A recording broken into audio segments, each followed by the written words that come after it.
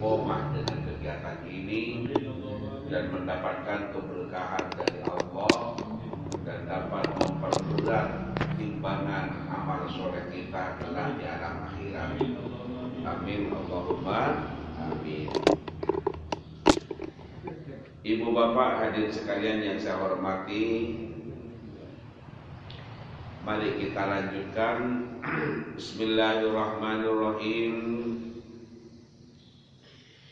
Wa an Abdullah bin Amr bin al-As radhiyallahu anhuma qala. Dari sahabat Abdullah bin Amr bin As, semoga Allah ridha kepadanya, qala, beliau berkata, aqbala rajulun ila nabiyillah sallallahu alaihi wasallam. Ada seorang lelaki menghadap kepada Nabi. Qala,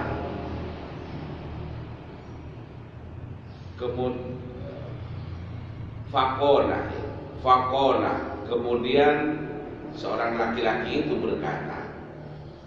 Jadi seorang lelaki menghadap Nabi kemudian berkata,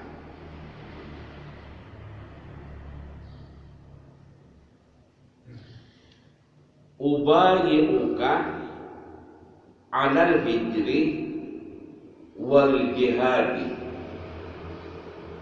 Saya berbaiat kepadamu untuk ikut hijrah dan jihad. Abtawil ajra minallahi ta'ala. Faqala, demi mengharapkan pahala dari Allah Subhanahu wa ta'ala. Faqala, kemudian Rasulullah menjawab, fahallaka min walidaika ahadun hayyun. Apakah kamu masih mempunyai kedua orang tua yang salah satunya masih hidup? Qala, seorang laki-laki itu kemudian menjawab, na'am, ya, bal kilahuma, bahkan keduanya masih hidup. Qala, kemudian Rasulullah menjawab, fatabtawil ajra minallahi ta'ala. Apakah kamu mengharapkan pahala dari Allah Ta'ala? Qala, lelaki itu menjawab, na'am, ya. Qala, kemudian Rasulullah menjawab lagi, farji' ila walidaika fa ahsin suhbatakuma. Kalau begitu, farji, kembalilah, ila walidaika, pada kedua orang tuamu, fa ahsin suhbatahuma, lalu berbuat baiklah dalam melayani keduanya. Muttafaqun alaih, hadis ini adalah sahih. Wa hadza lafdhu Muslim, ini adalah lafaz hadis yang diriwayatkan oleh Imam Muslim. Kemudian Wa fi riwayatilahuma, dan dalam riwayat keduanya, dalam riwayat yang lain disebutkan isinya sama tapi beda redaksi, matan hadisnya berbeda. Gimana bedanya? Nah, hadis yang satunya menyebutkan seperti ini: Ja'a rajulun, datang seseorang laki-laki, fasta'dzanahu fil jihadi, kemudian minta izin untuk berjihad. Sama kan isinya, kalimatnya beda. Faqala, kemudian Rasulullah bersabda, ahayyun waliduka, apakah kedua orang tuamu masih hidup? Qala, kemudian laki-laki itu menjawab, na'am, ya, betul. Faqala, maka kemudian Rasulullah menjawab, fa fihima fajahid,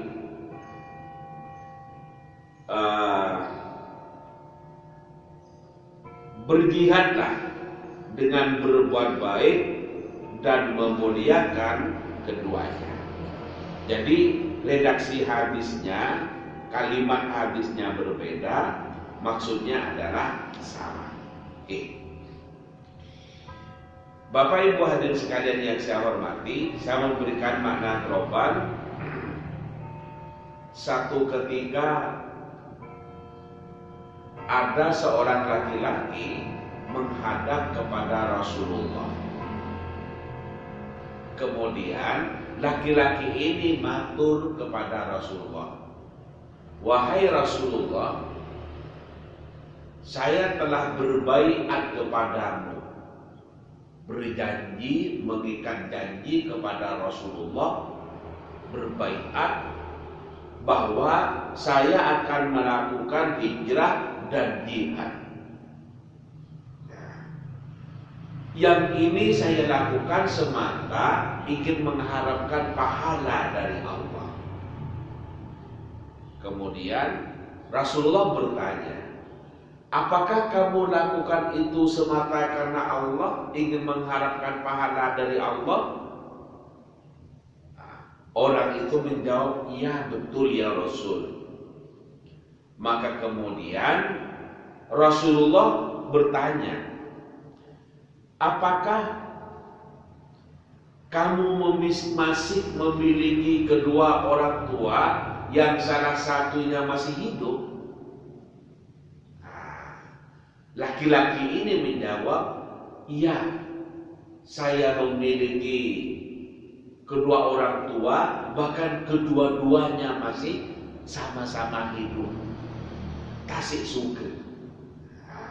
Kemudian kamu mau berjihad dan berhijrah ini, apakah ini karena mencari pahala dari Allah? Artinya bukan sekedar mencari popularitas, bukan sekedar ingin dilihat hebat, berangkat perang seperti jagoan, bukan itu.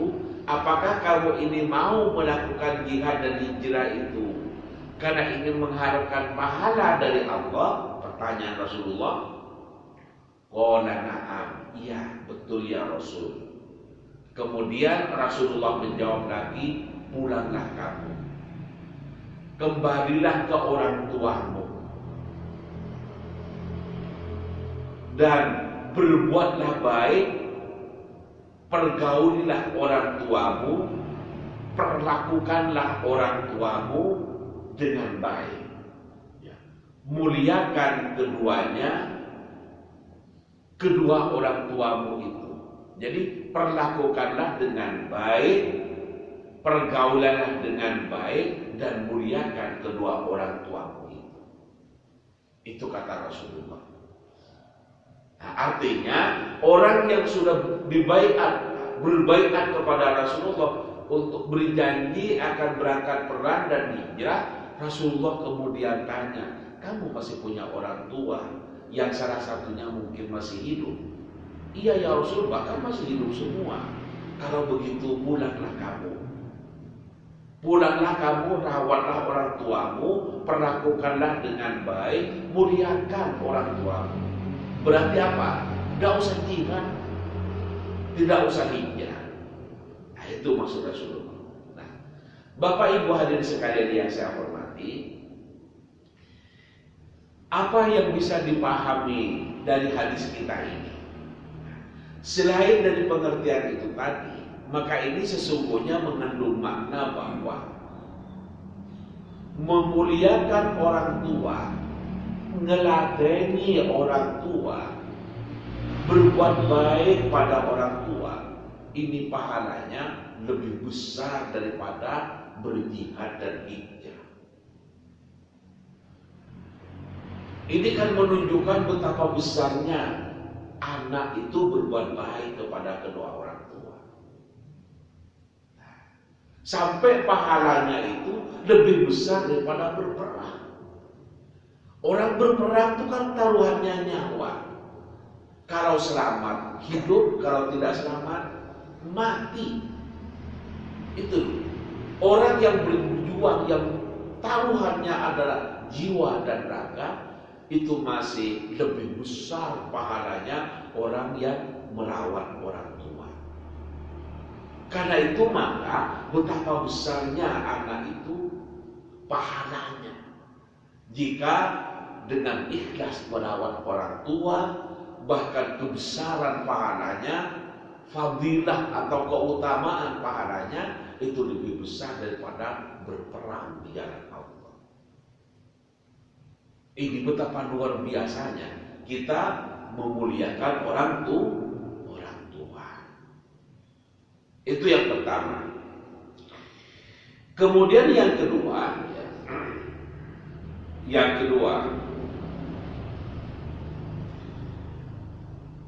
orang yang berbakti kepada kedua orang tua, itu jaminan dari Allah adalah masuk surga.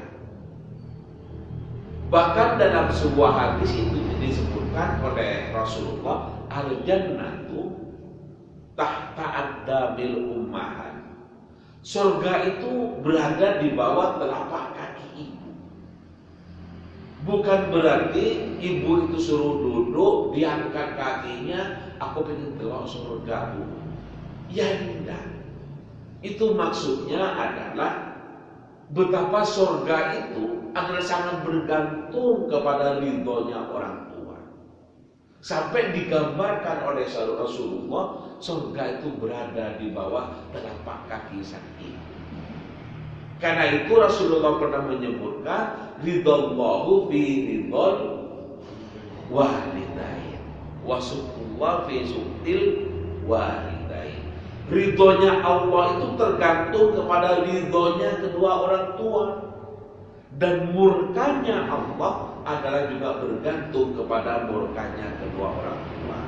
Dengan kata lain, kalau orang tua itu murka kepada anaknya, na'udzubillah, maka berarti Allah juga murka kepada seseorang itu.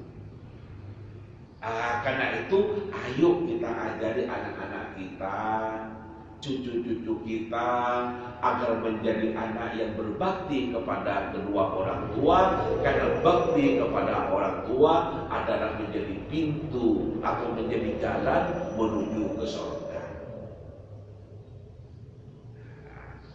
Kemudian yang ketiga, orang yang tunduk kepada kedua orang tua itu doa-doanya terkabul. Iya, terkabul. Banyak hadis yang menyebutkan tentang ini. Saya ambil intisarinya bahwa anak yang berbakti kepada kedua orang tua, doa-doanya akan terkabul. Karena itu kalau kita berdoa kepada Allah, kok kita rasakan doa-doa kita belum terwujud harapan kita, belum terkabul hajat kita, padahal kita selalu berdoa. Ayo kita introspeksi diri. Siapa tahu kita kurang memuliakan orang tua kita. Anak-anak kita misalnya, anak yang satu ini kok rezekinya seret, nasibnya pun tidak seperti adik-adiknya dan kakak-kakaknya misalnya. Coba diberi peringatan. Barangkali itu adalah karena kurang tawadhu ke orang tua. Atau kita sebagai orang tua merasakan belum sepenuhnya ridho kepada anak kita. Nah, kalau itu yang terjadi, yang terakhir artinya belum ridho, ayo kita ridhokan anak kita.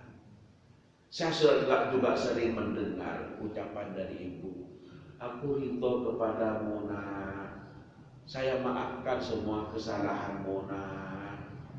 Kayak gitu orang tua walaupun kadang masa kecilnya sering menyakiti. Tetapi itulah seorang ibu, itulah orang tua. Seperti apapun orang tua kadang disakiti, tidak tega kepada anak. Bila nasibnya kurang beruntung, merasa takut keberuntungan anak ini karena tidak mendapatkan ridho dari orang tua. Orang tua kemudian bilang, aku ridho nak kepadamu nak, aku nyepuro salah-salahmu nak awakku nak. Seperti itu. Ya Allah, betapa hebatnya orang tua. Dan orang tua berkata seperti itu memang ada landasan hadisnya, bahwa tidak mendapatkan ridho dari orang tua itu salah satu penyebab doa kita tidak terkabul. Karena itu ayo ridhoi salahnya anak. Monggo disepuro salah-salahnya anak. Karena bisa jadi anak itu mungkin tidak sengaja, mungkin masih masa-masa nakalnya. Karena jiwa anak itu kan memang fluktuatif. Ada masa mudanya masih ngelama karena mentalnya masih labil atau tidak stabil. Kadang ngelama ke orang tua sampai menyakiti orang tua. Akibat orang tua itu sakit perasaannya, sakit hatinya, menyebabkan doa-doanya anak tidak terkabul. Nah, kita sebagai orang tua, ayo saudara maafkan. Apapun keadaannya, mau tunduk atau tidak tunduk itu adalah anak kita. Siapa tahu seiring dengan perjalanan umurnya, tambah lama anak kita tambah baik. Dan kebaikan anak kita adalah sebuah kebanggaan dan kebahagiaan bagi orang tua. Jelas ke? Karena itu maka anak itu ayo ajari untuk senantiasa berbakti dan senantiasa hormat dan memuliakan kepada orang tua. Makanya waktu kecil itu biasanya oleh guru di sekolah itu diajari kita dan diminta untuk menghafalkan doa-doa kepada Allah tentang orang tua kita. Salah satunya adalah Allahumma ufirli wa liwalidayya warhamhuma kama rabbayani shawira. Alhamdulillah masih hafal semua. Kalau hafal berarti sering diamalkan. Kalau tidak hafal ketoro gak tahu mengamalkan hal ini. Allahumma ufirli wa liwalidayya warhamhuma kama rabbayani shawira.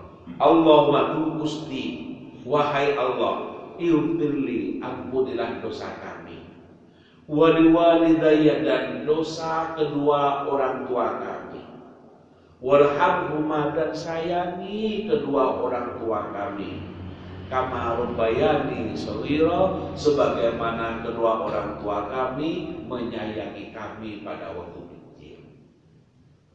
Itu kita selalu baca. Bahkan pernah juga saya baca saya sampaikan dalam forum seperti ini bahwa kita ketika bermakmum, imam menyampaikan walaqolin, sebelum kita menyebut amin diawali dengan Rabbighfirli wa liwalidayya amin. Kan gitu. Rabbighfirli, wahai Allah, ighfirli, ampunilah dosa kami, wali walidayya, dan dosa kedua orang tua kami, amin. Artinya amin itu kabulkan permohonan kami.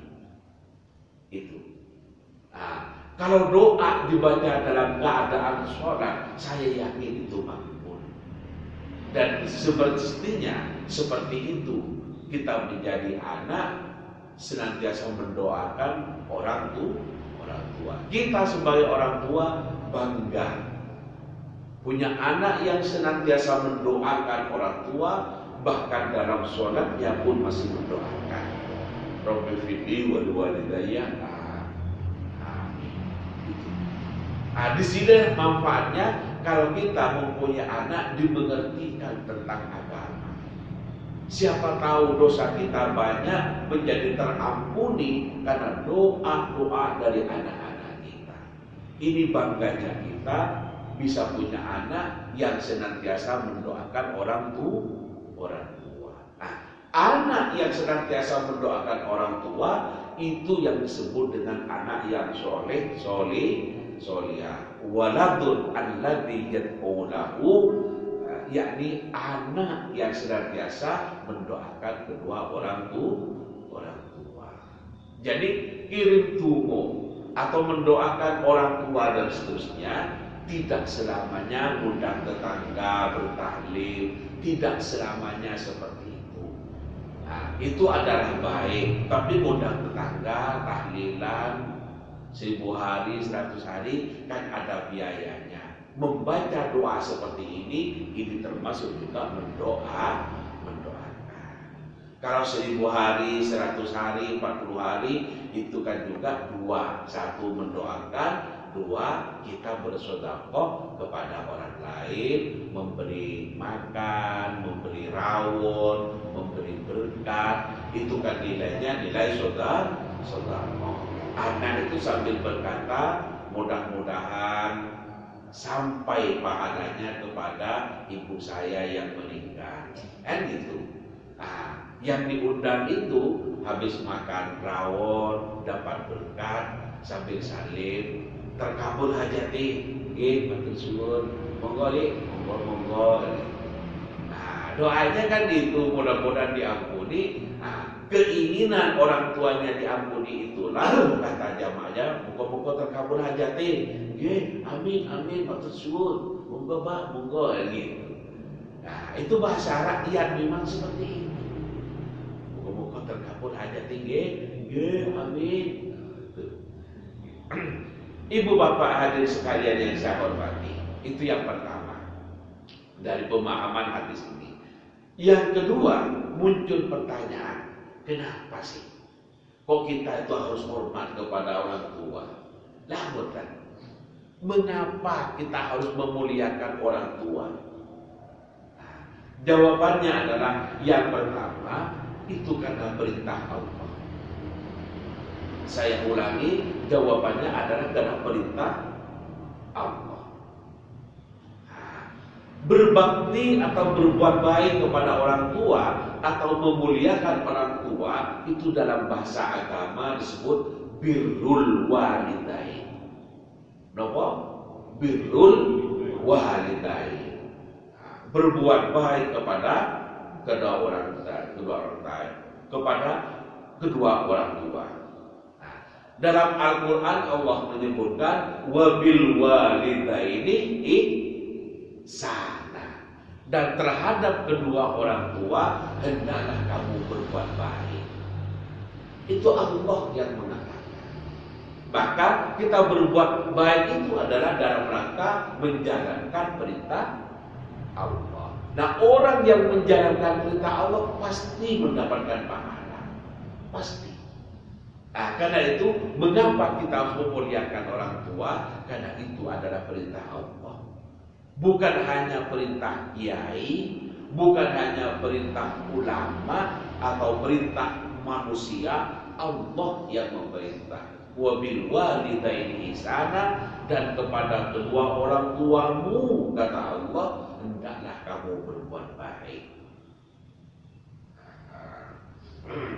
Kemudian dalam ayat yang lain wasahibhuma fid dunya ma'rufa, dan pergaulilah orang tuamu adalah dengan cara-cara yang baik, dengan cara-cara yang memuliakan, bukan dengan cara-cara yang merendahkan. Orang tua dibisui, itu kan merendah. Na'udzubillah. Mudah-mudahan kita, anak-anak kita, cucu kita dijauhkan dari itu. Ada wong tua dia dibisui. Pak jalur duit pak, kau nak satu duit aku jangkrik mah. Bapak mau sampai itu ambil duit. Insya Allah, kok bisa begitu? Na'udzubillah. Nah, kalau anak-anak kita ajari dengan baik, insya Allah tidak akan misu. Tapi misu atau kata-kata kotor bisa muncul kadang itu adalah dapat dari luar. Yakni karena pergaulan anak bergaul dengan anak yang lidahnya biasa selalu misu. Apa-apanya itu misu. Pak guru wis teko teko ta. Iya, jam sampai ini wis teko. Nang di Pak Guru kok sampai jam sekarang gak teko. Dari Pak Guru jam sampai ini sih belum teko. Pak Guru datang, Pak Guru belum datang, jangkrik. Setelah masuk diberi tugas PR, jangkrik Pak Guru. Berpikir, kok Pak Guru senang di PR terus. Apa-apanya lidahnya sudah terbiasa. Nah, bergaul dengan teman yang biasa misu, lama-lama anak kita katut. Karena itu maka jaga, kontrol anak kita itu bergaul dengan siapa. Bergaul dengan orang yang mengajak anak kita menuju kebaikan atau justru sebaliknya. Kadang-kadang di rumah itu adalah kita ajari sopan santun, tata krama, kata-kata yang memuliakan orang tua, tapi kemudian bisa berubah karena ternyata di luar bergaul dengan orang-orang yang tidak sepantasnya mengucapkan, ternyata diucapkan seperti ucapan-ucapan misu itu. Disinilah anak itu sebagai amanah harus dikontrol dengan siapa anak kita bergaul. Itu. Kemudian yang kedua, dari poin kedua ini, poin kenapa kita harus memuliakan orang tua. Yang kedua adalah berbakti kepada kedua orang tua itu adalah merupakan akhlak mulia. Totok romoni anak memang harus begitu, harus memuliakan kepada orang tua.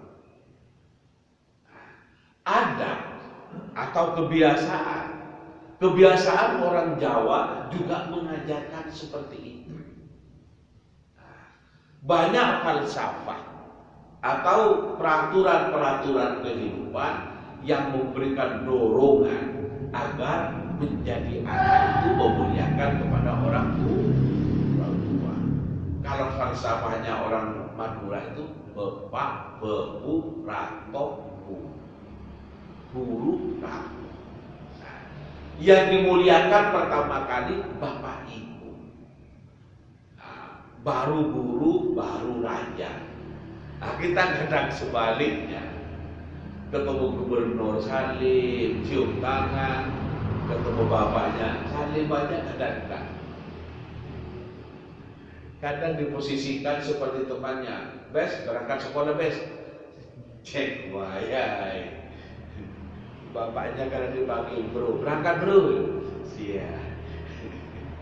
disederajatkan seperti temannya. Kalau temannya karena akrab, bolehlah panggil bro, bolehlah panggil P. Namanya pertemanan akrab. Tapi kalau orang tua kemudian anak panggil bro, ingat karena tidak boleh seperti itu.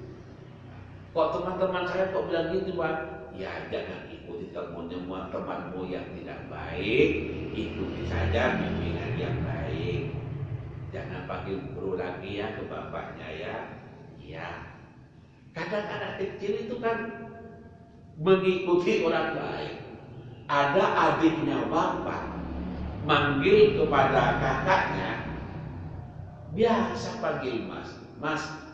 Nah anaknya juga ikut paliknya juga, mas, ke bapaknya panggil mas. Ya kenapa? Ya karena anak kecil kan cenderung mengikuti. Karena itu ajari yang baik, beri contoh yang baik. Nah, saya ulangi, yang kedua, mengapa kita harus berbakti kepada orang tua adalah karena berbakti pada orang tua adalah cermin akhlak yang mulia, cermin perilaku yang terpuji. Akhlak yang mulia itu dalam bahasa agamanya adalah akhlakul karimah. Toto kromo katanya orang Jawa. Ajari anak punya sopan santun, bisa menempatkan yang tua sebagaimana mestinya yang tua, yang muda sebagaimana mestinya orang muda. Muliakan yang lebih tua, sayangi yang lebih muda. Ngoten nggih? Muliakan yang lebih tua, sayangi yang lebih muda. Yang tua menyayangi kepada anak-anak muda, yang muda memuliakan kepada orang-orang tua. Ini adalah betapa indahnya kehidupan ini. Yang muda tidak ngelamak pada yang tua tidak tidak peduli pada yang muda, bukan, tapi yang tua sayang pada yang muda hormat dan memuliakan kepada yang tua.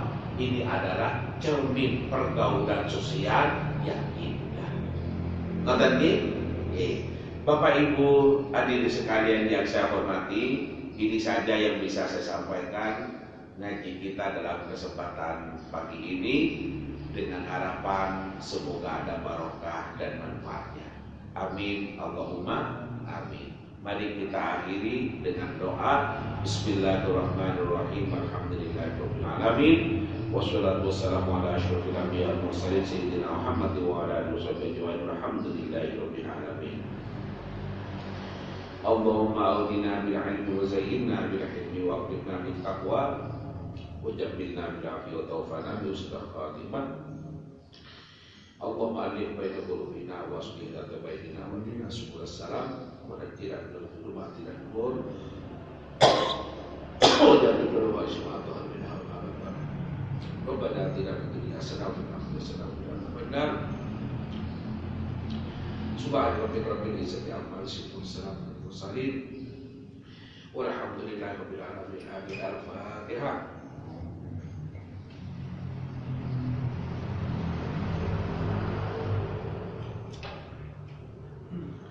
Assalamualaikum warahmatullahi wabarakatuh.